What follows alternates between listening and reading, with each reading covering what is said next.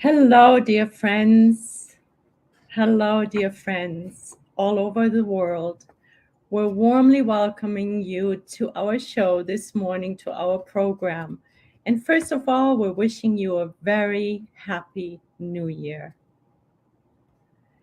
Thank you for joining us at the Spiritist Talk series, which are promoted by the United States Spiritist Federation every Saturday morning at 11 a.m. Eastern Time. I am very happy to be here to host this talk today and to have Edward Christie, who will be leading our live with the theme, Blessed are the Peacemakers. I would like to take a brief moment for some announcements first. If you're interested in learning more about Spiritism, you can watch the complete course entitled Initiation into Spiritism at Your Pace, with lessons and Q&A sessions, also at our YouTube channel. And please stay tuned for future announcements on a follow-up course for next year, for this year. More details to come soon. And secondly, on the screen, please note that there is a QR code. If you want to help the United States Spiritist Federation produce more publications and promote Spiritism to everyone, we kindly ask you to scan the QR code for your donations. Thank you so much. And now back to you, Edward. It is so good to have you here with us today. Thank you, Sandra. And it's a sunny day too, so beautiful winter morning here in Brooklyn. Oh, wonderful. Yes. That always helps, doesn't it? It does, yes. Up the heart. Yeah. So together with everyone who is watching this live broadcast now, I want to give you a very warm welcome, Edward.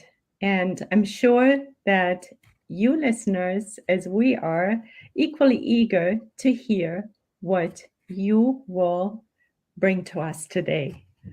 And let me introduce you, Edward. Just a minute here. Edward has been involved with Spiritism for more than 20 years and is an active member of the Inner Enlightenment Spiritist Society. Edward is a classically trained pianist, has taught music in New York City schools, as well as computer science courses at NYU. He enjoys learning and uses his love of teaching to share what he has learned with others. We warmly welcome you, Edward. Thank you for being here. Thank you so much. It's my pleasure.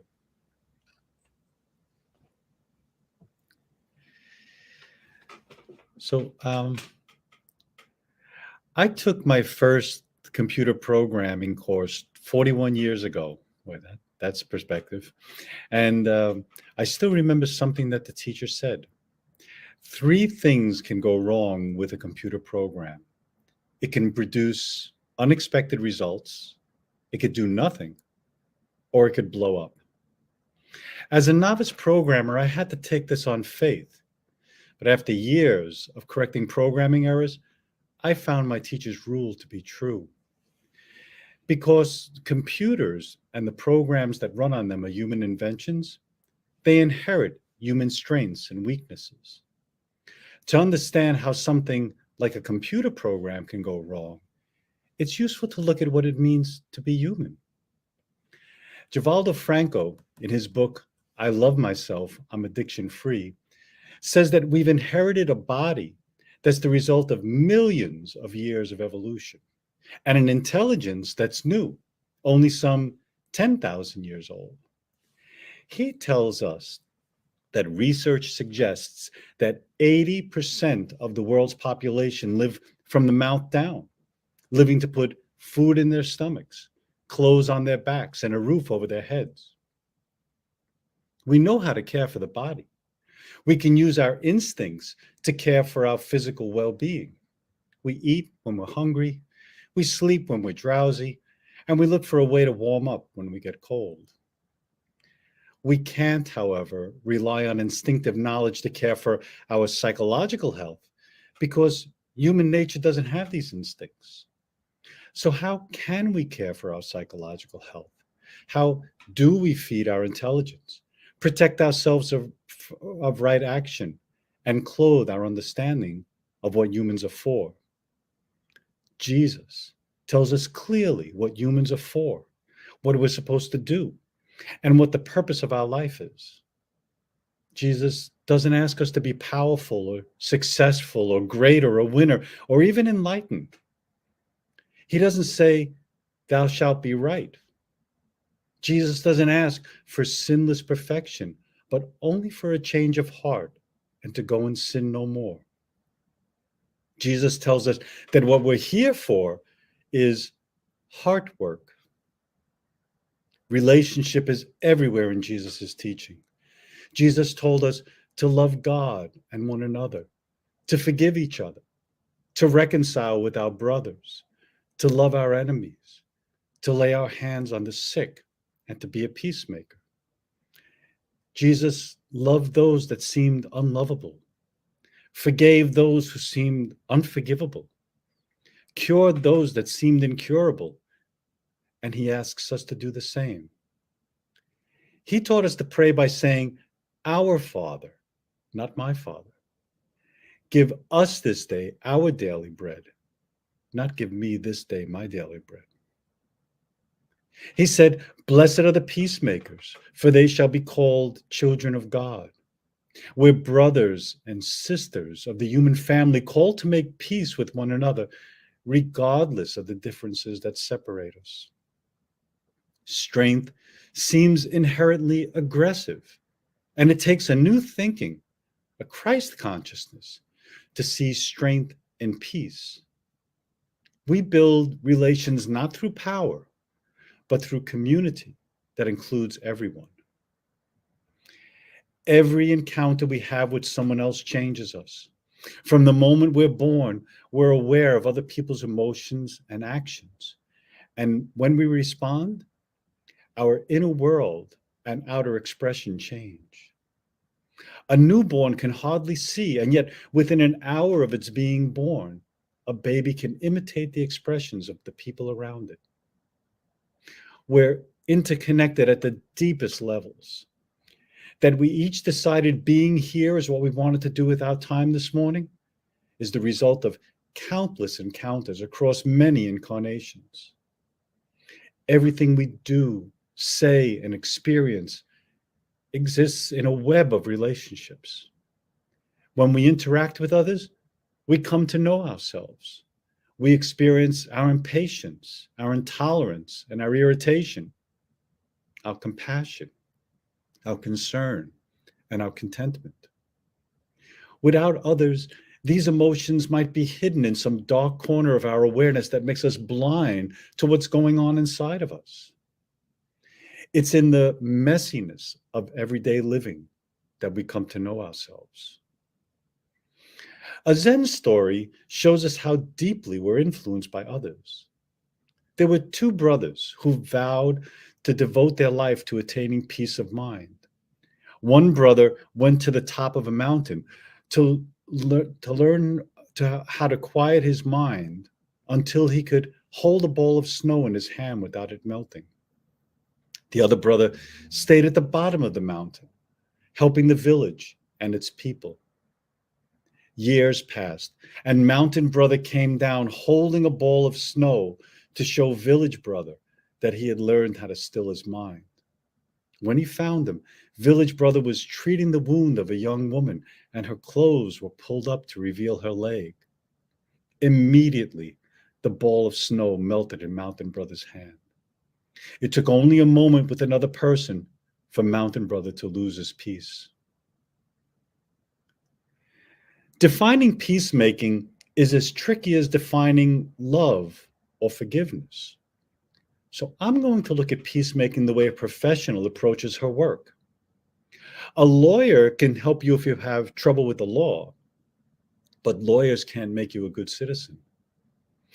A teacher can help you if you lack knowledge, but teachers can't develop your intelligence. A doctor can help you if you have a disease, but doctors can create good health.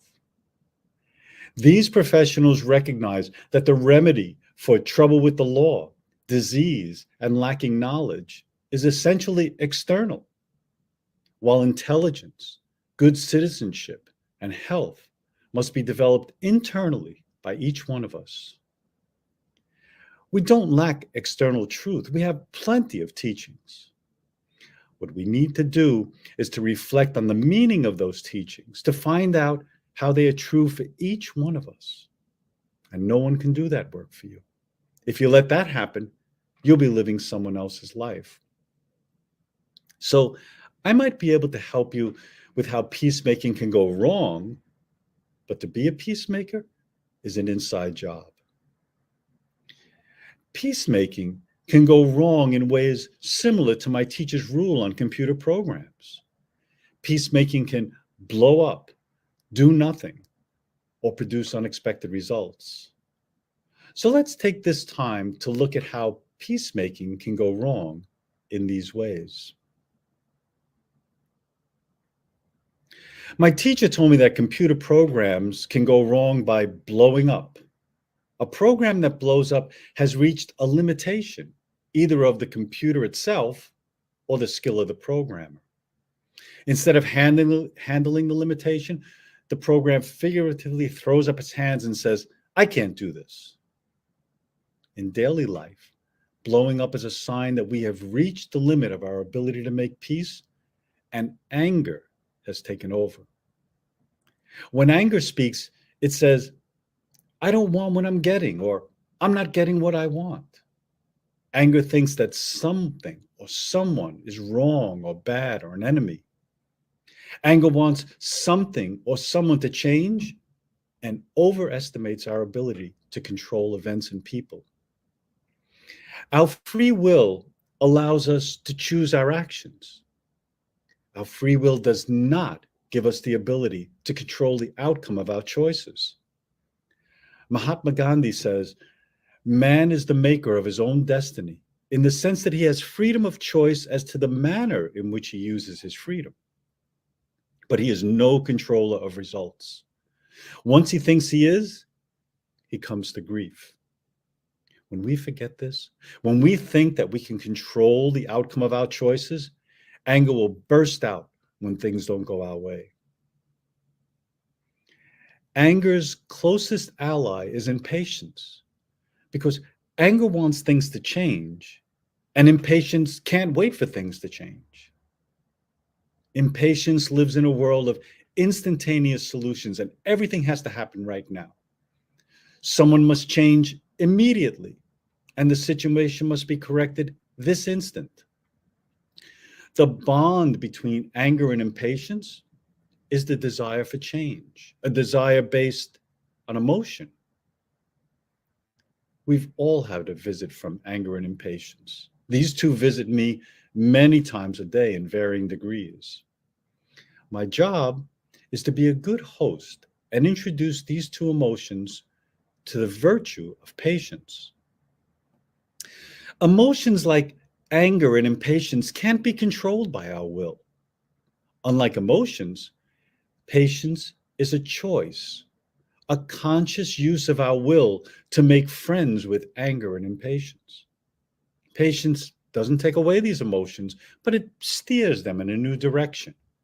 Patience is like windshield wipers in a storm. Pressing the wiper button on the dashboard doesn't stop the rain, but it does help us to see more clearly where we're going. Patience is a choice, something that comes from the power of our will.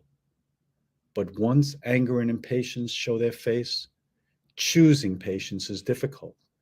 So patience requires us to train with the little things. Because if we make a big deal out of little things, what will we do when the big ones come? We're experts at using our intelligence to make ourselves irritated. We complain that the weather is too hot or too cold, or too many mosquitoes in the summer. The trains take so long to come. The lines are so long in the supermarket, and there are so many bad drivers on the road. complaining about irritations is the junk food that anger and impatience feed on. We get irritated because of the way we think. Shantideva, the 8th century Buddhist monk, puts it this way: if you walk barefoot, your feet will get cut by stones, wet from puddles, and burned by hot sand. You can think, the world is too sharp, too wet, and too hot. If I cover the entire world with leather, nothing will ever bother my feet again. But wait, isn't it more reasonable to wrap a little bit of leather around my feet? Then I could walk anywhere, and my feet will be protected from the sharp, wet, and hot earth. See, it's not the world that needs to change, but how we live in the world. We can't eliminate all pain and suffering, but we can pay attention to our thoughts, to our likes and our dislikes, whether we think something is for us or against us, or whether we agree or disagree with the way things are, so that when irritation comes, we can meet it with patience that we've practiced before anger and impatience pay us another visit. It's not only our thoughts, but also the words we speak that matter, because peacemaking depends on our words. The words we say matter because they reflect what's in our heart. In Matthew's gospel, we hear, on the day of judgment, people will give account for every careless word they speak. And whatever comes out of the mouth comes from the heart. And that's what defiles a person. In the book of James, we read, let every person be quick to hear, slow to speak, slow to anger. Our Western culture idolizes self-expression. I have a right to say what I think and feel, and of course you do. But what would happen if you stayed silent and took time to consider the consequences of saying what you think and feel? How many restless nights have you spent regretting something you said? Did what you say bring pain into the world? Did your words make the situation worse? Did expressing yourself cause division? Peacemaking reminds us to keep silent when we want to change someone, to violate their free will, or to say things that bring pain and division. Peacemaking tells us to speak when our words unite, words that protect the goodness in ourselves and others. My teacher told me that computer programs can go wrong when they do nothing. The program doesn't blow up, it works, but nothing happens. Saying nothing happens is too hasty a conclusion because computer programs rarely do nothing. A computer program can have thousands of individual instructions, and all of them can work just as I intended, and yet not produce any result I can see. Peacemaking can be like this. Peacemaking can seem to do nothing to end differences and bring about peace. We're skeptical of peacemaking because we think it won't produce anything significant. We fear that peacemaking will label us as unrealistic and will be seen as weak and laughed at. And we can lose hope, saying, I've been working so hard to make peace, and nothing I do works. St. Paul clears our vision. He says of this skepticism, where does this leave the philosophers, the scholars, and the world's brilliant debaters? God has made the wisdom of this world look foolish. And again, for the wisdom of this world is foolishness with God. And one more time, God has chosen the foolish things of the world to shame the wise. And God has chosen the weak things of the world to shame the things which are strong. See, peacemaking looks foolish to the wise because they follow the wisdom of the world that values winning and results. The wisdom of God does not concern itself with results, but rather with right action and right work. The writer and theologian Thomas Merton wrote, "Do not depend on the hope of results. When you are doing the sort of work you have taken on, you may have to meet the fact that your work will be apparently worthless and achieve no result at all, if not perhaps results opposite to what you expect. As you get used to this idea, you start more and more to concentrate not on the results, but on the value, the rightness, the truth of the work itself." Well, what is right work? Let's use health as an example. Say I go to my doctor and tell her, "Doc, I want to be healthy. What should I do?"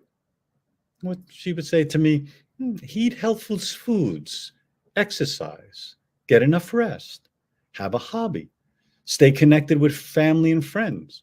Oh, hey, if I do all those things, I'm going to be healthy? And she'd say, "Well, I can't guarantee you're going to be healthy, but you'll be doing the right things for your health." When we decide to be spiritually healthy, we focus on right action. We love, even if it's conditional. Forgive, even when I still feel hurt. Reconcile, even if only partially. Make peace, even if it seems to do nothing. We don't control results. So if we concentrate on the outcome of our work, we'll only be disappointed and give up when what we want doesn't happen on our timetable. And results can be deceiving. Something that looks good may turn out to be harmful. Hey, eating a pint of ice cream might sound like a good idea, but watch out for the consequences. And something that's painful may turn out to have benefits. We would never stick a baby with a pin, but we bring them to doctors who give them shots to preserve their health. It's hard to get work right because work often means doing something that someone else tells us is valuable. We might be able to do this to earn a living, but not with spiritual work. Spiritual work values the work itself, or otherwise work becomes a means to an end to get something good or avoid something bad. And there we are, right back to working in the hopes of getting a result. We can work hard to conform to the rules, lead a sinless life, be regular in every way, and still live a life that's without peace. We can practice the law inside and out, and our hearts can be cold and hard. In the Spirit's book, the divine or natural law of work tells us that there's a limit to work, that the limit is the limit of our strength, and we must decide on this point individually. When we strain at work, we push ourselves beyond the limit of our strength. We might be able to do this for a short time, but we have a mistaken view of human nature if we think we can strain at work indefinitely. If we work this way, our effort will eventually be defeated. You don't have to believe me. Ask anyone who's ever been on a diet, and they'll tell you how true this is. The work we do must be rooted not in force and strain, but in love and peace. If we're miserable in our work, or our work makes others miserable, it very likely means we're frustrated because we're not getting the results that we expect from our work. The limit of work is found in our limit to be able to work with a peaceful heart. We trust in the value, the rightness, the truth of the work itself. And our work creates not strain and misery, but peace and unity. Martin Luther King Jr. dedicated much of his life's work to exposing racism through nonviolent protest. He said, "Like anybody, I would like to live a long life. Longevity has its place, but I'm not concerned about that now. I just want to do God's will. And he's allowed me to go up to the mountain, and I've looked over, and I've seen the promised land. I may not get there with you, but I want you to know tonight that we, as a people, will get to the promised land." King spoke these words on April 3rd, 1968, On the next day, he was shot and killed. Martin Luther King Jr. was often defeated and weary, and when he died, his work wasn't finished. But he kept his focus on right work, creating peace and listening to the will of God. His work seemed insurmountable, and he died a martyr's death. But he trusted in the value, the rightness, and the truth of his work because it was grounded in the love for his fellow man.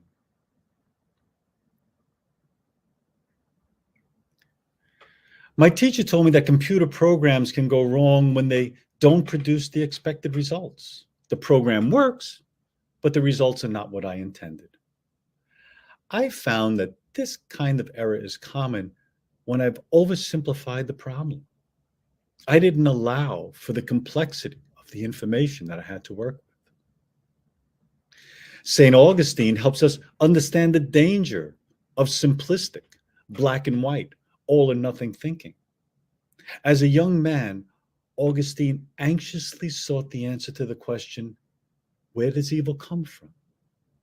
The problem is this: if God is good, he would want his creatures to be happy.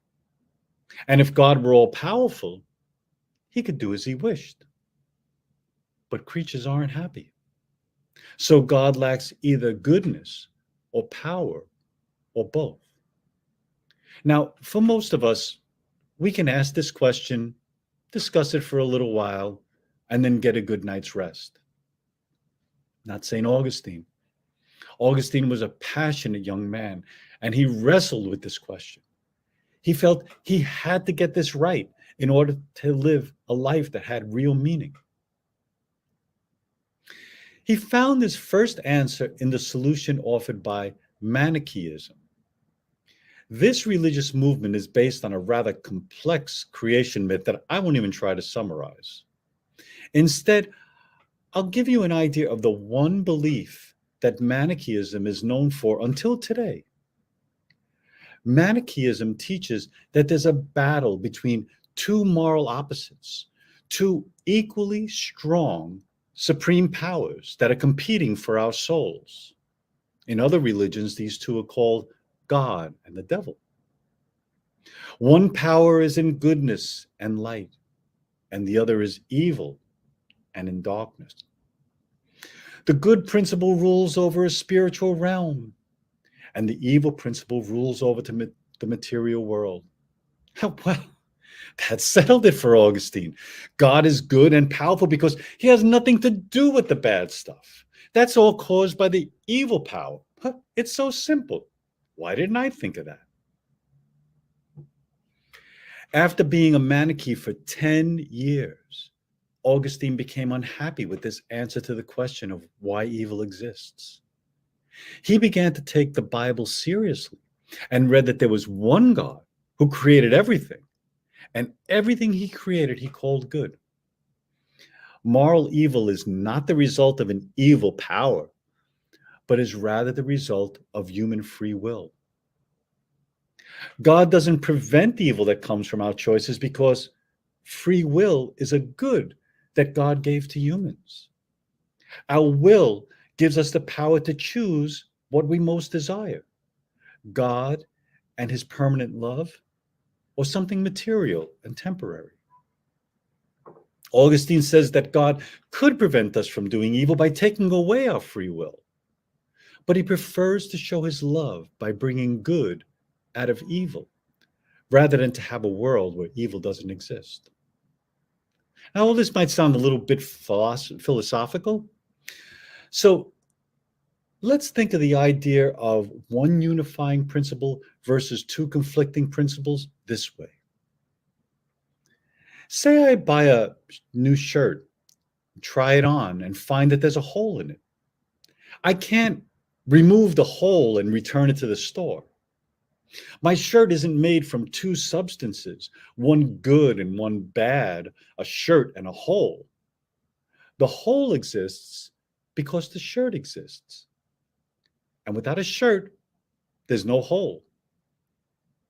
I might not want to keep the shirt if it doesn't do what a shirt should do, protect and beautify the body. Of course, these days, holes in clothes are stylish, so I might keep the shirt anyway.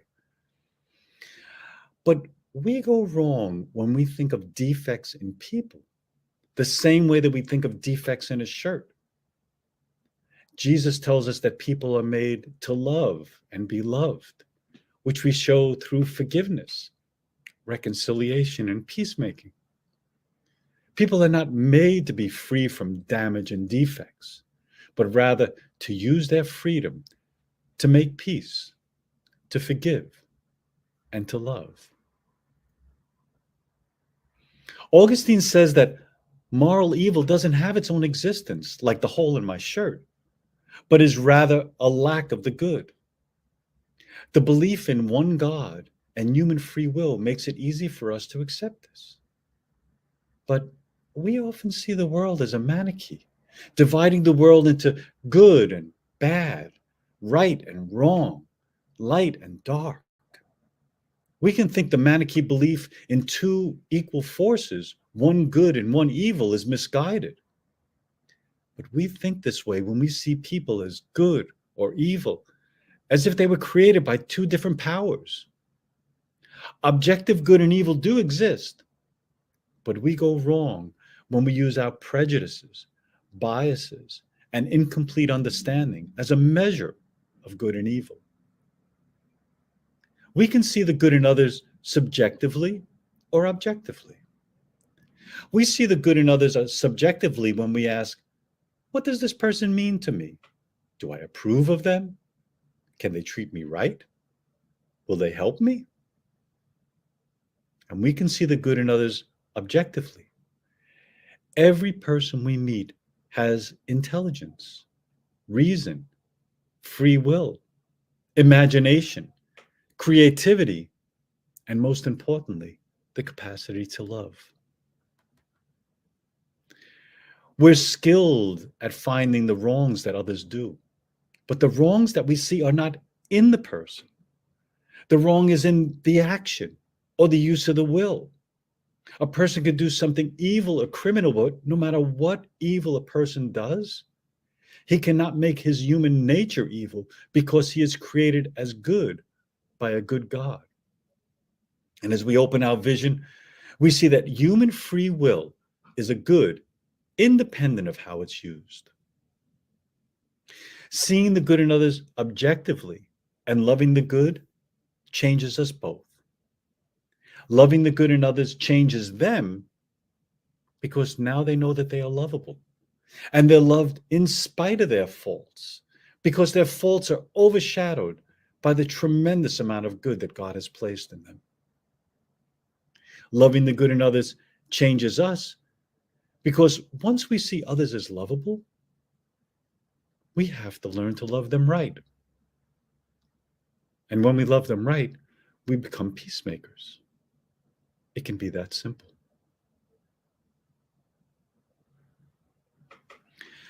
My teacher's 3 ways that computer programs can go wrong helped me to mature as a programmer and also opened my vision to peacemaking. As insightful as my teacher's rule is, I know I won't remember it when I'm stressed or upset. What I can do is develop a peaceful mind before trouble strikes. We often pray for help so that we can put into practice what we've learned. Well, that prayer is answered when we practice. So here are 3 practices we can use to develop our peacemaking skills. I gave them names. I call them making room for the 10%, offering silent intentions, and the breath of patience. Skill number 1. When peacemaking gets unexpected results, it means that we've lost the true value of a relationship, and that is to love the good in another person. Our prejudices, biases, and incomplete understanding prevent us from seeing the good in others. None of us has the whole truth. Each of us sees only part of the truth. Making peace with others means holding more than one truth in my mind and asking, what truth does this person have that I don't? The Franciscan speaker and writer Richard Rohr gives us a way of putting this idea into practice. This skill, making room for the 10%, is aimed at our intention to make peace with the limits of our understanding. Richard Rohr suggests this. When I disagree with something that someone says, I admit that that person is at least 10% correct. Admitting that the person has at least 10% of the truth makes room for the other person's truth in my thinking. Making room for the 10%, we love the good in others because we see that we're all searching for the truth. Skill number 2.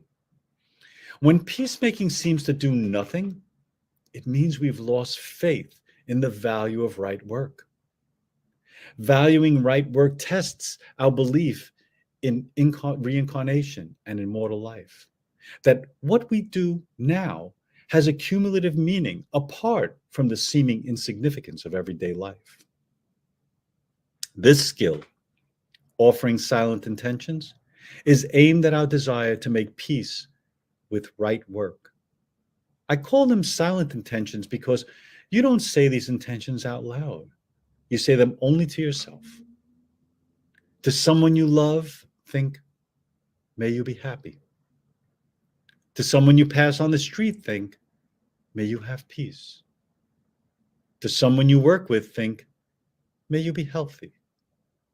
To someone who challenges or mistreats you, think, may you be loved. To someone in a position of power, think, may you be free from suffering. Offering silent intentions blocks our habit to judge people, teaches us to want the good for others, and creates a mind ready to make peace. Skill number 3. When instead of peacemaking we blow up, we give into a force that strengthens our ego and blinds us to our deeper nature. Blowing up exhausts our breath. Choosing patience gives us time to breathe and wait for a peaceful response. This skill, the breath of patience, is aimed at our intention to make peace with our deep capacity for patience. Place a hand on your heart and breathe in before saying each of these statements. I am a spirit.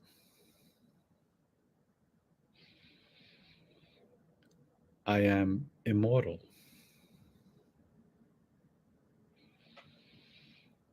I am changing. I am forgiven. I am loved. The breath of patience awakens us to our deeper nature and is our halfway house to peace. Making room for the 10%, offering silent intentions, and the breath of patience are just 3 skills we can use to visualize peacemaking. I invite you to try them for yourself. They may open the door of peace to you. I want to leave you with a quote from spiritual writer and theologian Henry Nouwen. Nouwen suffered from clinical depression and wrote openly about his loneliness and personal struggles. He wrote, "Only one thing seems clear to me. Every day should be well lived. Did I offer peace today? Did I bring a smile to someone's face? Did I offer words of healing? Did I let go of my anger and resentment? Did I forgive? Did I love?" These are the real questions.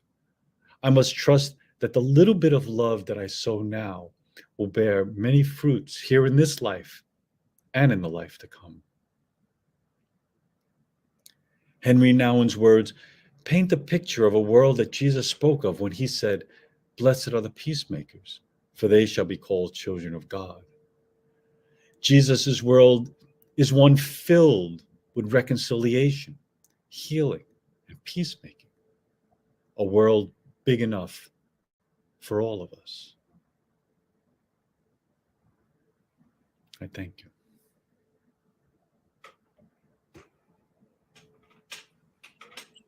Edward, thank you so much for your wonderful reflections, for your talk. And yes, you did bring a smile to our faces. Thank you. We are now open to some questions and discussions.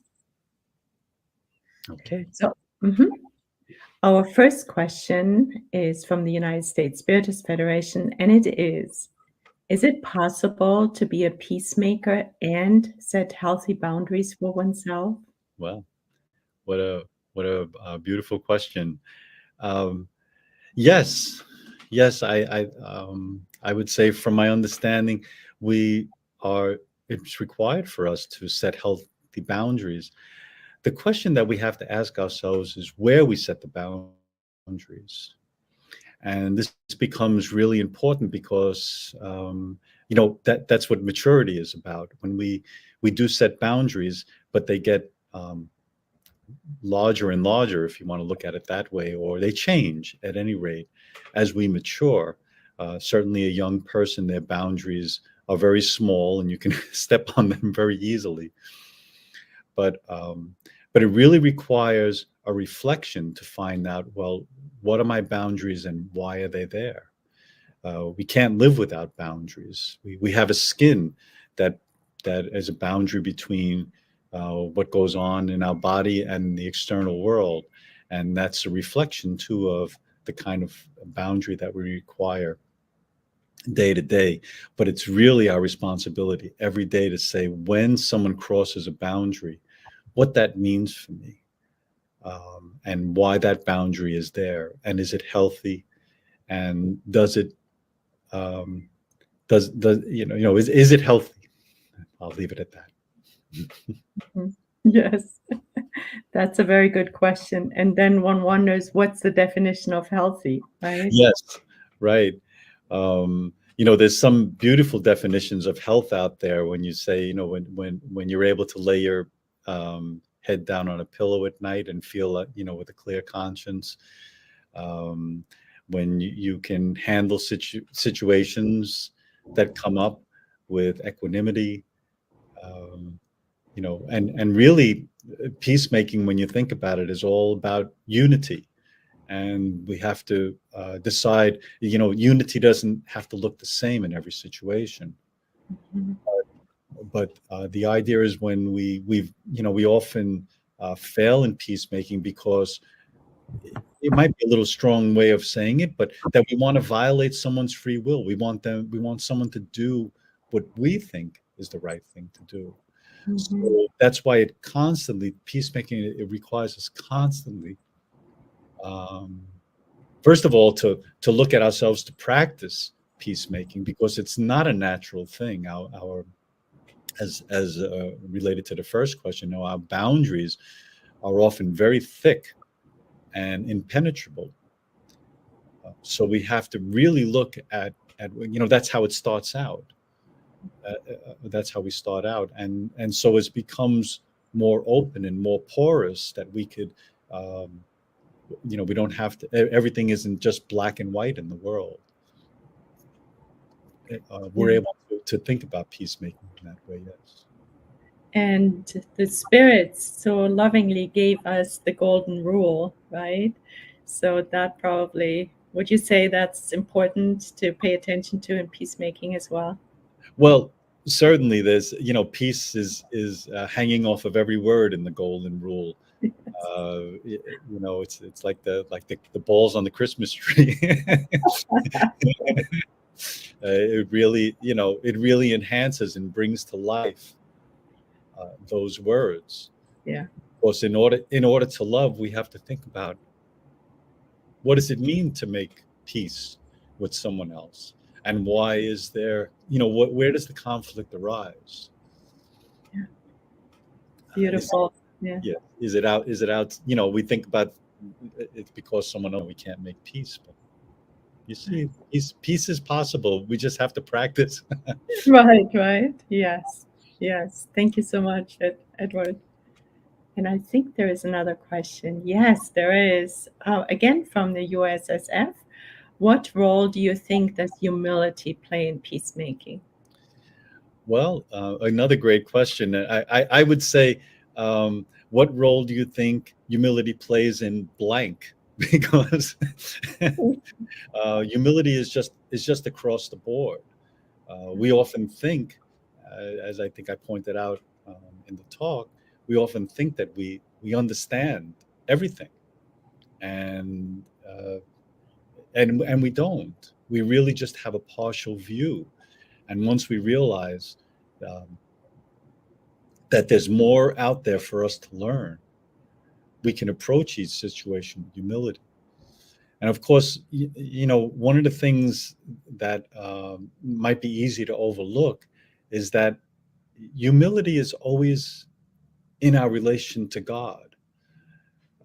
We understand our smallness in relation to God, not just between us and other human beings, or us and the world in general, but our humility is a result of our relationship to God.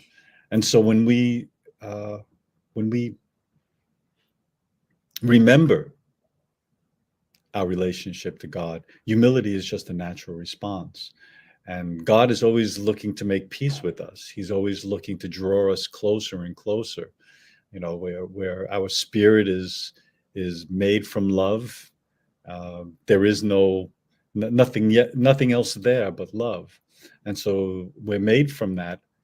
And therefore, anything that causes a division within ourselves, between us and God, between us and other people, between us and the world, doesn't come from our spirit. It comes from what's usually referred to as the ego. Yeah. We need to love our ego in the right place, right? So moving it, loving the ego mind. No, Yeah. it's really true. I mean, we people say you get rid of the ego, but the ego is really necessary. It helps to preserve our life. We wouldn't be able to manage living in this material world without an ego.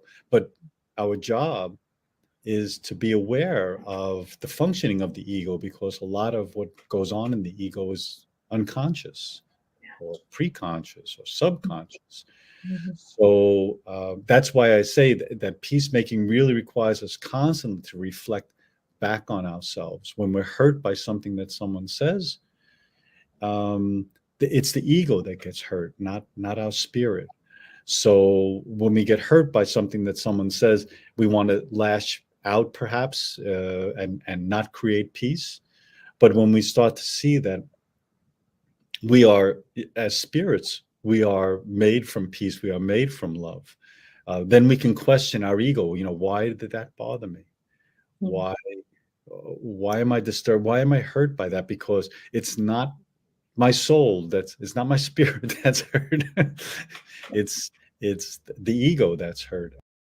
And that's why peacemaking requires constant inner work. And that's why the practices, peacemaking practices, are just so important, because we won't get it without a practice. Yes. And that's what we're here for, right? In our beautiful incarnation. Yes. And thank you for making it so clear of what the steps are and how we can boost our peacemaking skills. Yes. Yes, beautiful. So here's another question. Are you ready? Yes, certainly. Okay, so it is: in a polarized world we are living nowadays, how does one can be a peacemaker? Well, this is a question very close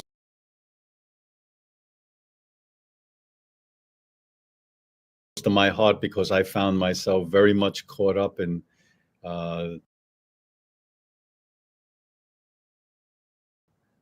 things that go on in the world. Certainly with the situation in the Ukraine,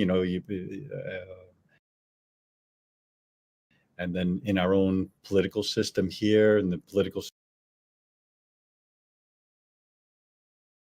system in Brazil, you automatically,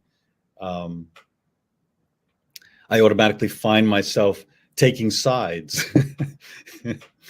and so it required, I won't say I was always successful at it, but it really required inward looking, because a lot of what happens when we see something that happens in the world, what we're